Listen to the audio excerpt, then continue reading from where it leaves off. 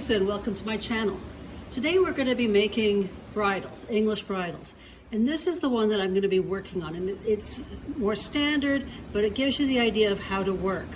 This one has been a little bit more refined, and yes, my sticky wax will not stick, so please ignore that for now. So this one is more refined. This one has the basic reins. This one has braided or laced reins that are very good for hunter. Plus this one has the buckles that have the tongue, whereas this has sliding buckles. Another difference is I've used a smaller bit on this one. And you can see between the two how this one makes the horse's head look smaller and this one gives it a more refined or slightly larger look. This is the saddle too that I've done for Breyer video, so if you join the Breyer Club, you will get the video and the pattern to make this saddle. Again, in this video, I'm just going through the basics, but when you're making something like a bridle, look online, have a look at the different bridles, see what style you want, and work closely to a real bridle. And the more you work and the more you practice, the better your work will get. And if you want to get into the point where you're selling, you're going to have to do a lot of practice. Your first one generally will not be saleable. But you'll learn after working on it, and that's why I've done two. I've worked two into this video with the differences so that you can see as you go how you can improve little steps at a time. For this video, I'm using kangaroo lace, and I have some 5mm, 3mm, and 2.5mm. Now, if you're using regular lace, that's 3/16, 1/8, and 3/32. And I also have a bit. For your bits, use some sort of snaffle since we're making a hunter bridle. For this bridle, I'm also going to use Tragaganth gum, which I'll just call gum going forward since I find Tragaganth too hard to say. And I find this is going to make it a higher quality. Also, for the leather, we're going to make sure everything is skived. So I'm not going to measure skiving and all that. Now, this lace I have is already pre-thinned. I purchased it that way, and there's a link below on how to do that. You can use a skiver, sandpaper, and I mean, there's many ways to find out how to do this. So for every step, make sure your leather is properly thinned. Before going any further, let's just take a quick look at the various leathers. Here, I have regular cowhide. Here I have kangaroo leather. And here I have some tooling leather. Now, the kangaroo is super, super supple. Makes great reins. The problem I find with this is when going through buckles, it quickly loses its integrity. So if you're going to be buckling something up regularly, this is not the leather to be using for the part that goes through the buckle. Now, if I've got the cowhide, it is much stiffer, but it goes through the buckle and it maintains its integrity better. However, for reins, it's nowhere near as nice. Now, if you use a thinned, and all of these have been thinned and prepared with gum, if you use a thin tooling leather, it will maintain its integrity. And the thing with this is you can cut it into many different shapes. So for a really high-end bridle, you may want to consider using a tooling leather. For a regular bridle, you may want to mix and match between the different leathers using something with more drape, like the kangaroo for the reins, and for the noseband, but for going through the buckles and over the head, you may want to stick with something a little firmer, like the cow. I'm going to take a piece of the thickest 5mm or 3/16 leather and cut it long enough to go around the horse's nose where the noseband is, plus extra for the buckle plus there, so about that much extra.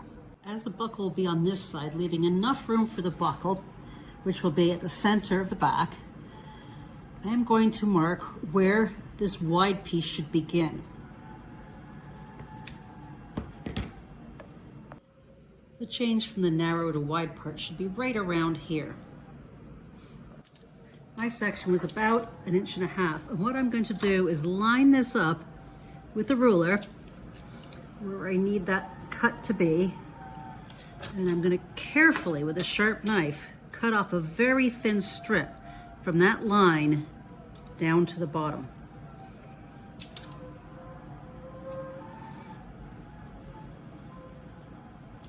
And where it meets here, I'm gonna just put it on a bit of an angle so it gradually goes down to that side. And then I'm gonna do the same for the other side. Here is my first change. Now I'm gonna take this, put it on the horse's head. There's this poor model around. And line that up about there. Up a little higher, wrap it around to the same spot on this side, mark that, and do the same trim to this side. When you're doing that, don't make it tight on the horse because there's going to be something going in it underneath that. So leave a little bit of room before you mark it.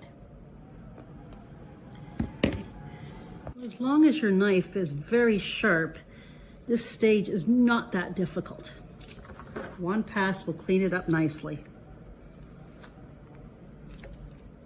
Once this piece is thinned, it should be the same thickness approximately as your 1/8 inch leather, approximately.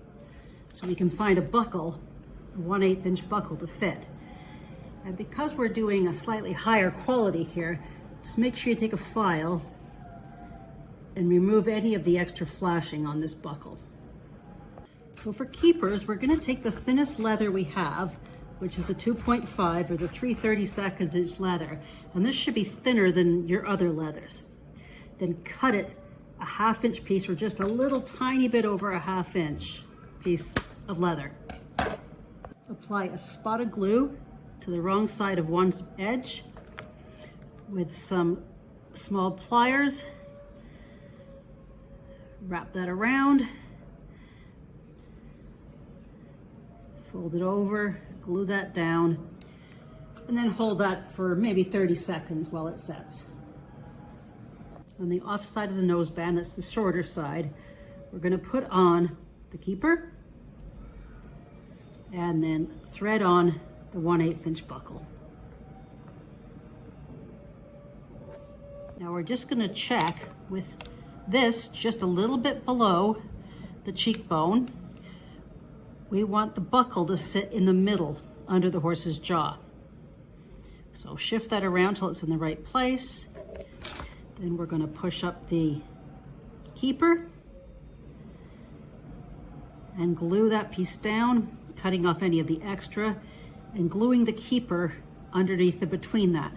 Make sure the joined piece of your keeper is in between. When it's done, the keeper should be just on the other side of the buckle, around there.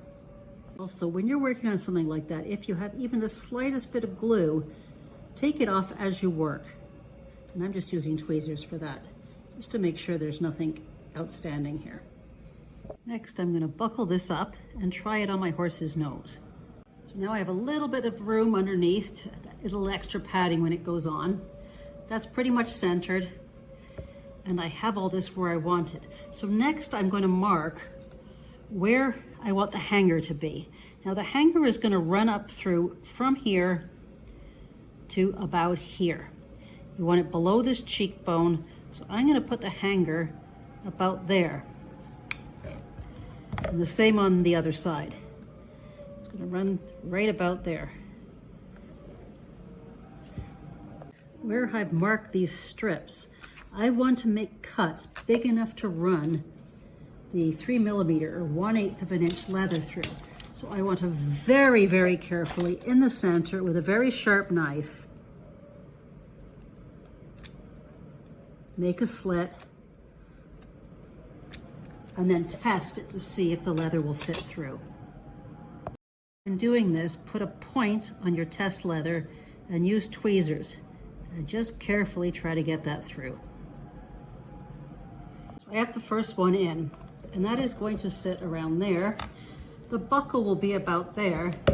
And with an extra amount for the buckle, I'm just going to leave this piece in there for now.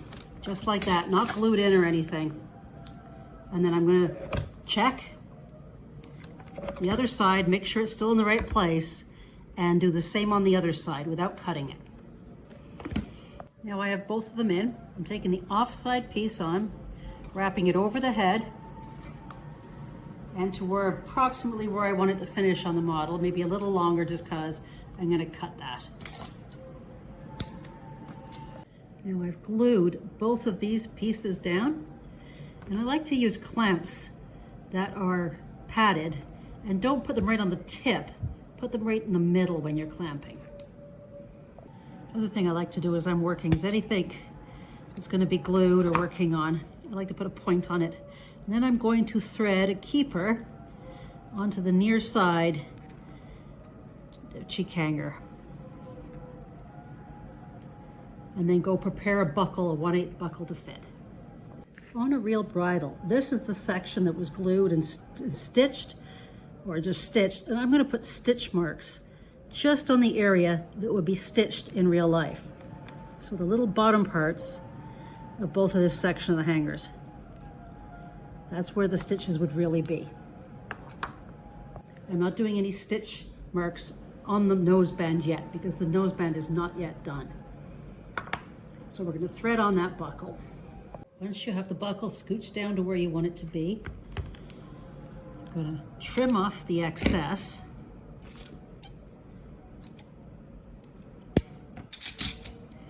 When you fold that over, make sure you glue the keeper underneath so that there's room that doesn't get in the way of the buckle, so it's just below the buckle.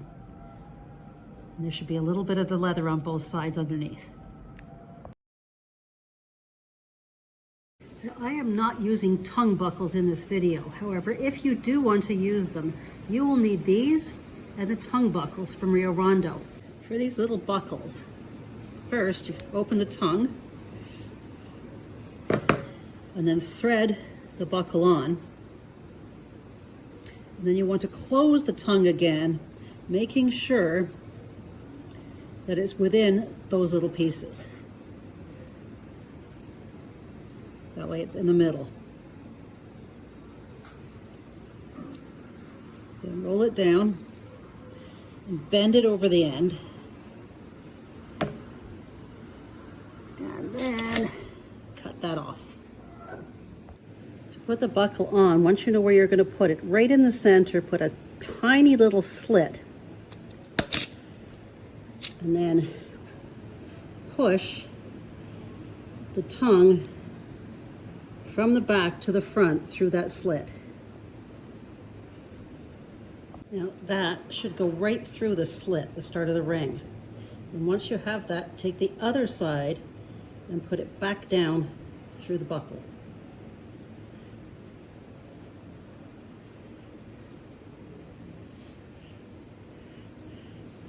You should make sure this section is thin, not thin enough it rips, but thin enough.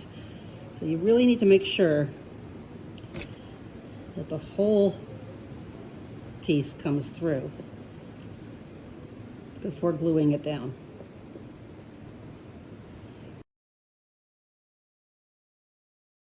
Now take a piece of the narrower 3mm leather and cut it to go length of in between those two noseband hangers.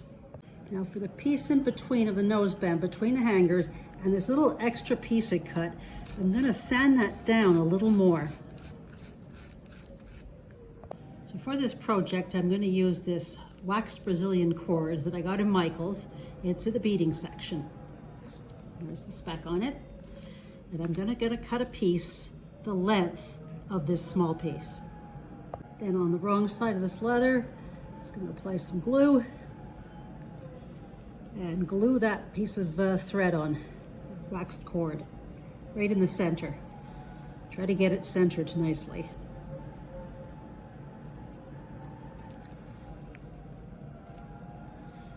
With the waxed cord faced up, I am going to put glue all the way on that, making sure it gets into the little side pieces as well. Now this has quite a bit of glue on it, so be very careful. And then I'm going to center this noseband on top and press down on both sides with a fingernail or something like this and work it down, glue it down to the leather below with this cord sticking up.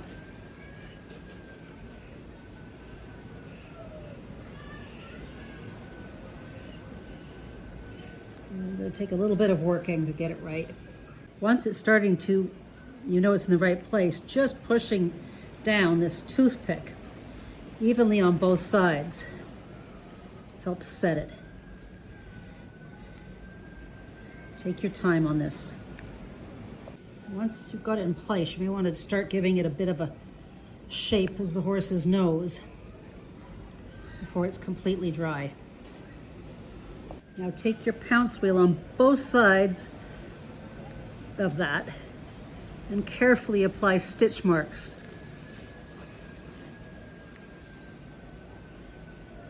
And there is the underside of the noseband. I then put the noseband onto the model to let that dry.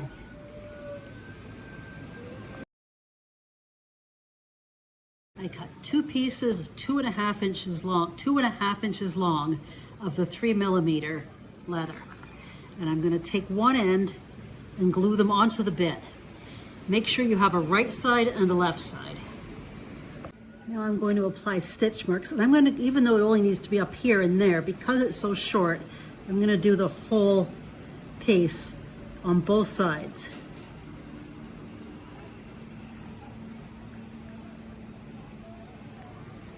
So on each of these straps, I'm going to thread on a keeper. To measure the buckle, we're going to put the bit where it's supposed to be, and the buckle should lie just around the top of the eye and shouldn't be the same place as this one, so it's just not too bulky. Like you did for the other one, push the keeper up just below the buckle and then glue this down so it covers the buckle like that. Getting a little glue just under the keeper as well as on top of the keeper will help get that glued down properly so your keeper doesn't come apart. Now make the other one the same as this one. One of the things I hadn't pointed out yet is the use of this gum. Now depending on the quality of your leather, you'll need more or less of this. And what it does is make the finish much nicer. So now that this noseband is set, I want to apply and rub this stuff in along the edges just to clean up anything that's sticking out. Now some leather needs a lot more of this. This stuff is just fabulous to work with. So you can use it at any point during your construction. You can use a little bit or a lot more. You can use it before gluing. But with this quality of leather, I'm just doing it at the end to finish it off the look. But if I was working with rougher leather like I usually do, I would be doing it before I actually did the construction as well. I just don't want any fur sticking out the sides, and this will definitely get rid of that and give it a much nicer look. And I'm going to use this on all the pieces, either before or after assembly. You can put those pieces aside, and next we're going to work on the piece that goes over the head. And I've taken the widest leather, the 5mm, and I've got a piece 7 inches long. Now this depends on the size of your model, but basically this has to be big enough to hold a buckle and your throat latch. It is going to be both the throat latch and the cheek pieces. 3mm is going to be for the cheek pieces and 2mm is going to be for the throat latch. Starting at about 1 5/8 up from one side, I'm going to take a sharp pin and slightly to the right, so if it had 3mm on one side and 2 on the other, I'm going to take that pin and push it through to make a hole. I'm then going to take my ruler. I am going to take a line to keep this side as close to this width as possible, and the rest the width of a noseband. So I'm going to take my finger right up there and run it along just to give a mark where it should be approximately. And then from that hole down, as straight as I can, I'm going to take a sharp knife from this hole to there. You could also use a ruler and a pin to mark along where you want to cut it.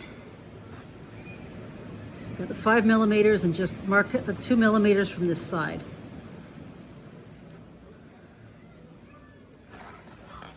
That'll help line your ruler up. Now mine wasn't perfectly right, but I'm running with it. Now your brow band is going to sit just above that split. So holding it there, I'm going to take it over to the other side and mark where the brow band is going to be, splitting, and mark that with my fingers. And then the other side now, this side should be 2 millimeters and this side should be 3 millimeters because this is now the front facing of the horse and this is the back.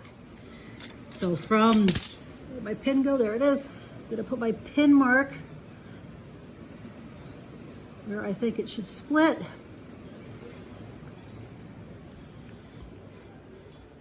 And then do the line down here the same way, marking the 2 and 3 millimeters. Again, mine wasn't perfect, but that takes a little bit of practice. And I highly recommend not doing this while videoing. So there's my cut piece. This is the throat latch, and these are the hangers for the bridle hangers.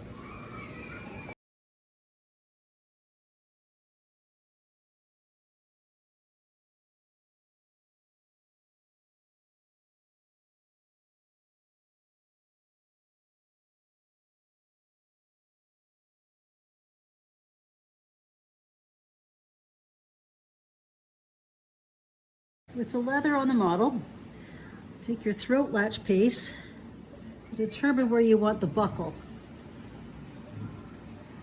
and then fold it. You don't want it too tight, but tight enough.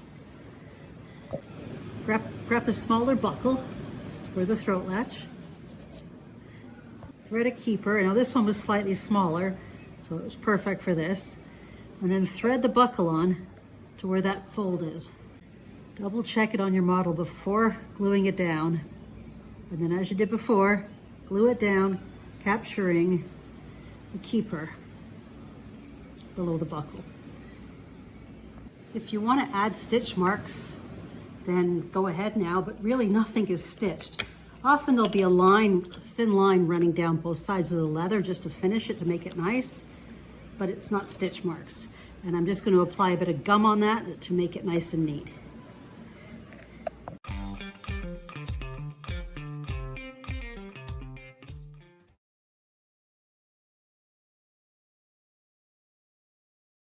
I have a piece of the wider leather again because I'm going to do a matching brow band to the nose band. So just above the split, I am going to glue on a piece. This is the back, so it's going to go this way. Make sure you get this piece to the back. We're also going to have to run the nose band through it, like that. I have the overhead piece, the brow band, the nose band underneath, stacked. They can still move freely through there. And I just clamp that and let it dry.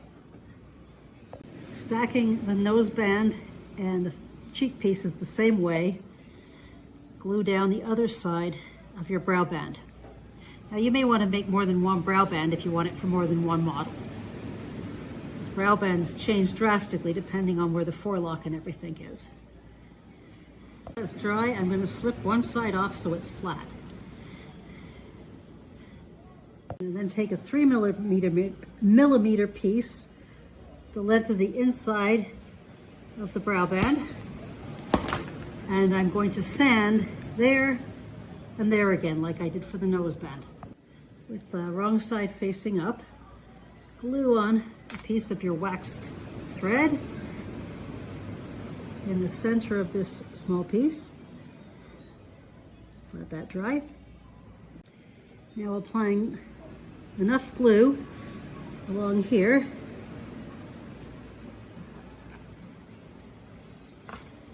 place the brow band over top of that, and like you did for the nose band, push down until you get the raised piece showing through. Make sure to shape it when it's drying, and then thread these back through. going to give that a little going over with some gum. Shape everything.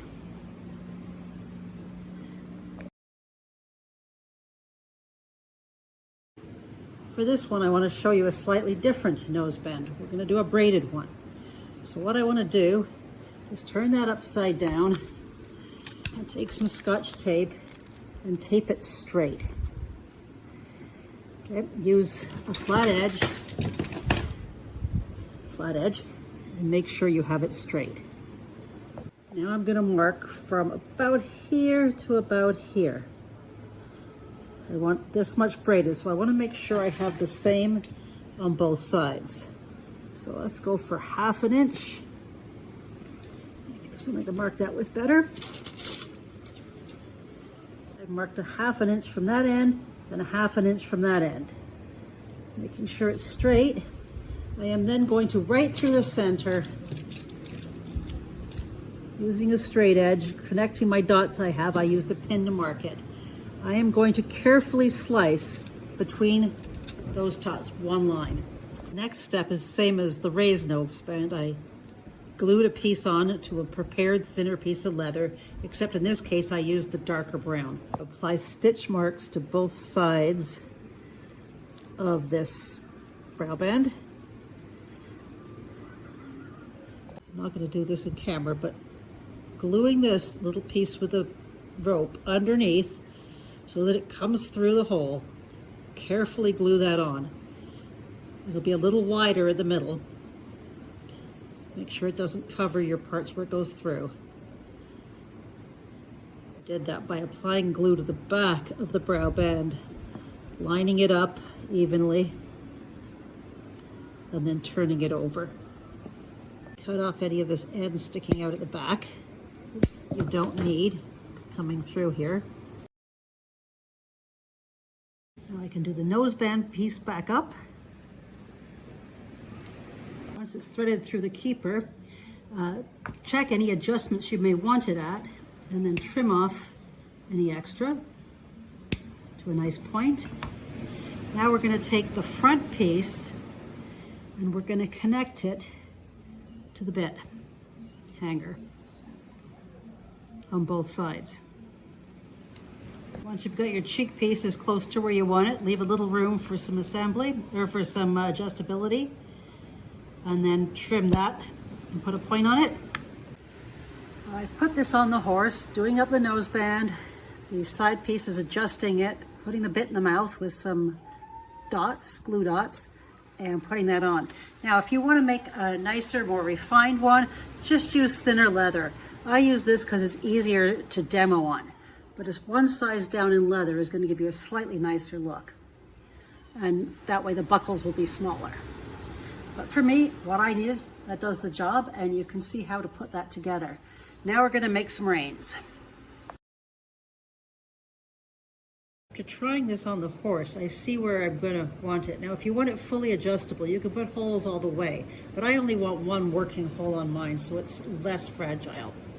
To do the holes, just make sure it's center, especially for the one that's going to go through all the way, and push that all the way through. For the others, you can just make marks. If you ever really want to open it up for adjustments, then you can. Don't trim the extra till you have it through the keeper. Now this is not going to be adjustable for me, so I'm just leaving it like that, trimmed with the buckle on.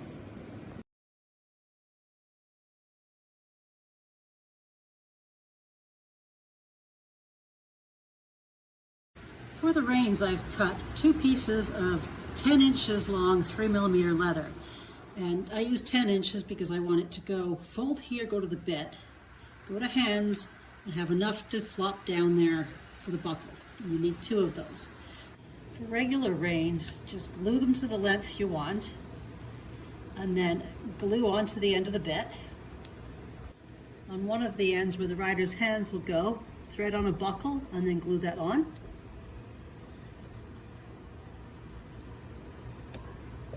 And join your reins, and you're ready to ride.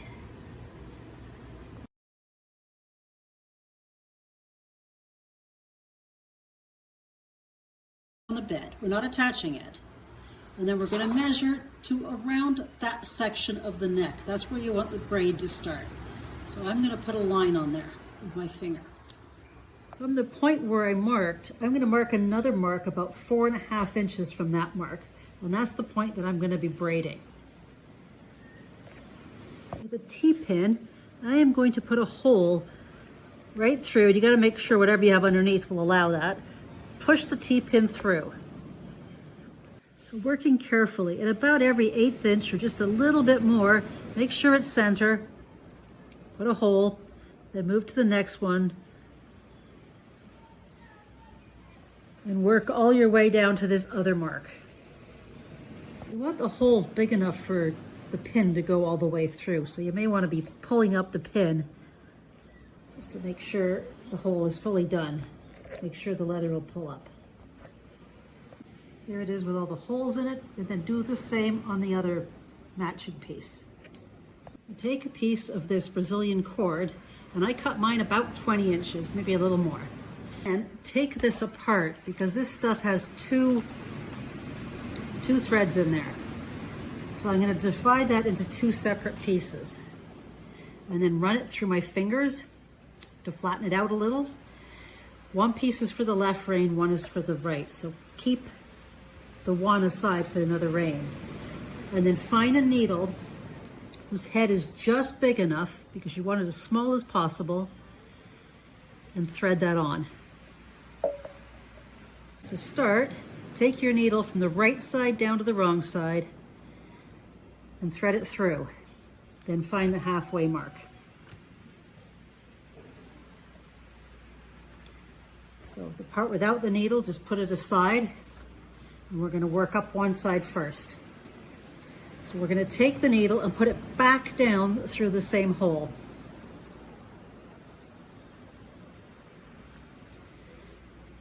And keep it tight. Now we're going to take it around, and we're just staying down on one side. Put it down the next hole.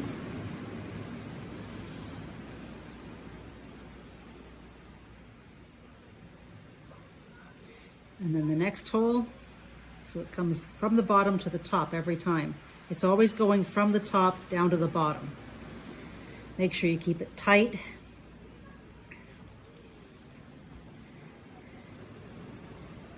And then work all the way along. The points should face the rider, not the horse's face.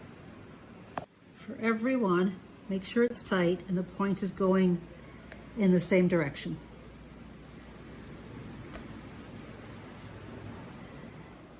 It's actually a lot easier than it looks. Once you've got to the last hole, unthread the needle and thread this other piece that you left behind onto the needle. For this side, this one is pointing up, which is the wrong way. So we're going to circle it around again to give that look, coming up.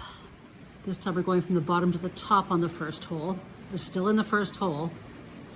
That gives us the right look there. Then hooking in a piece of the thread, I'm going to go back down through that hole, but make sure it doesn't, it's hooked in so it won't slide away. Then I'm going to continue the pattern up the other side to match the right side. So here's the reins. This is the bit side over here. The point goes towards the rider. And so once I get to the end, I'm going to cut off, leaving a little bit extra, and then I'm going to glue that to the back of the rein, and then do the other one to match. Now I've finished lacing the reins, and before I glue it on, I'm just testing the glue, where I glue it, then to where a doll's hand is, and then bending that. I want that to turn right around here. So that's going to be my finish mark. So I'm going to use that for where I put the buckle. For this bridle, I did regular reins and a regular slider buckle.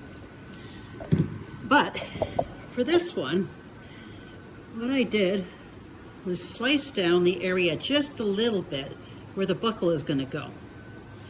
And I prepared a real buckle, like with the tongue. I applied a keeper and glued that one on. And now I'm going to need to trim the other rein just enough to fit through that buckle, and then put a hole in it for the buckle. Before putting the hole in there, see how far you want it to stick out. So I want the hole about there. These T-pins are very good to make holes in the leather. They're about the right size for these buckles. Now with this, we can take it apart if we need to put a standing martingale or something similar on.